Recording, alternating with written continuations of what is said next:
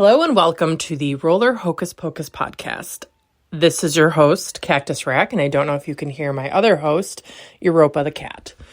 I wanted to throw something together to put out there. I've been really unhappy with some of the drafts that I've put together, so that's why I have not produced a full episode as of yet. Unfortunately, I am a bit of a perfectionist, so I'm going to do a quick little episode on the history of roller skating. It's not going to be by all means comprehensive. I'm going to get more into it later on, but I'm going to throw down some details about where it all came from. And I want you all to pretend that there was some great intro music that got you really pumped up and hyped. And I promise I will get there eventually. So let's get started. Where did roller skating come from? I've had some trouble laying down exactly when roller skating was introduced. There are those that say it was James Joseph Merlin invented the roller skate and it was supposed to draw attention to his other inventions. And he roller skated into a party while playing the violin, which is really ambitious, and ended up skating into a mirror and breaking it, which is exactly what would happen to me if I tried to roller skate into a party. However, on the other side of the equation, I have also seen that prior to him crashing into this mirror, that roller skates were developed in a crude form for the theater to mimic ice skating. However, I can't find a definitive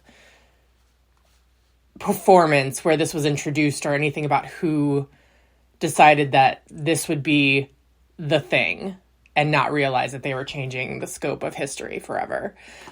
So from that point on, there's not a whole lot about roller skating until you get to about 1863, which is when quad skates were officially invented, which again, it makes me wonder, what kind of skates were they using prior to this?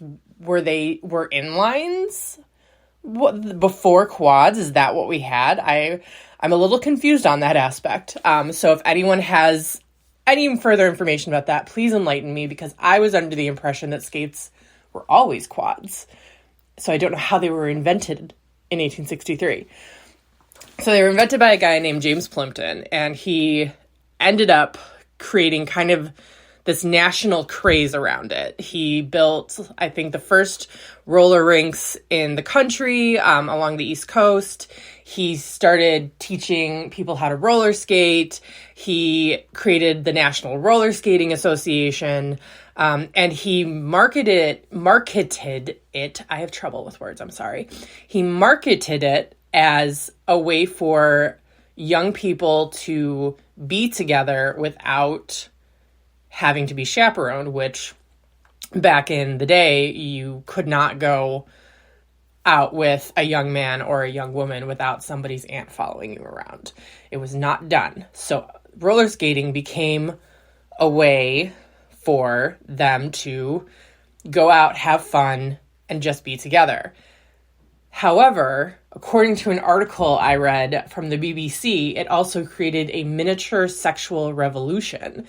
And this was because especially women started wearing more form-fitting clothes in order to be able to skate better. So I guess that this led to a little bit of a freeing of the individual spirit. I know that I don't like to be constrained by clothes when I skate. I have skated in a bikini before, so I can identify with this. So then going forward from there, they started doing endurance marathons. So I guess what we're doing is we're taking this all the way up to the creation of roller derby, and then that will be the next episode, which will be a much longer episode.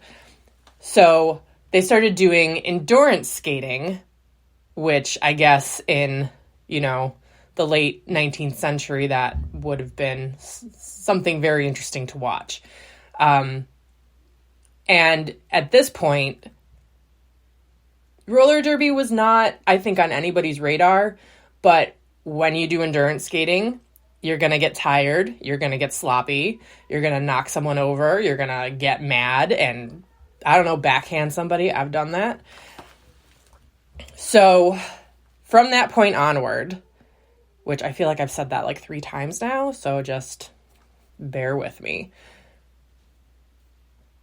It became a race, and the race is what turned into roller derby.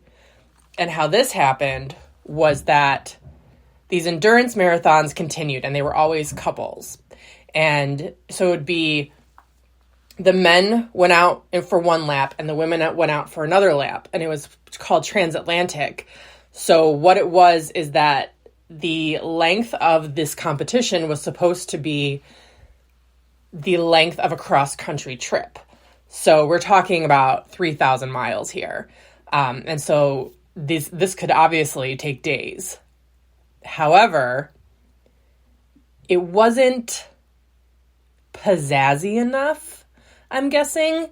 And so 2 gentlemen in 1935, Leo Setzer and Damon Runyon, the Damon Runyon, who created Guys and Dolls. And I love Guys and Dolls, read all of his short stories. So imagine my surprise in finding out that he had such a big hand in making roller derby what it is today. He felt that it needed to be more competitive, more showy, and he and Leo Setzer, after a bout in, I don't even know if they called them bouts back then, but we're going to go with it. After a bout in 1935 in Chicago, where I'm from, sat down and came up with the rules that became what the original incarnation of roller derby. And from there, it just blew up. And it dominated for a few decades until about the 1970s, 1980s. And then it kind of completely died out and then came back in the early 2000s. That is all for this mini episode. I promise I will be better next time. And I hope that you got enough information from this, and I will be back next week. All right, now pretend there's some really great outro music. Thanks.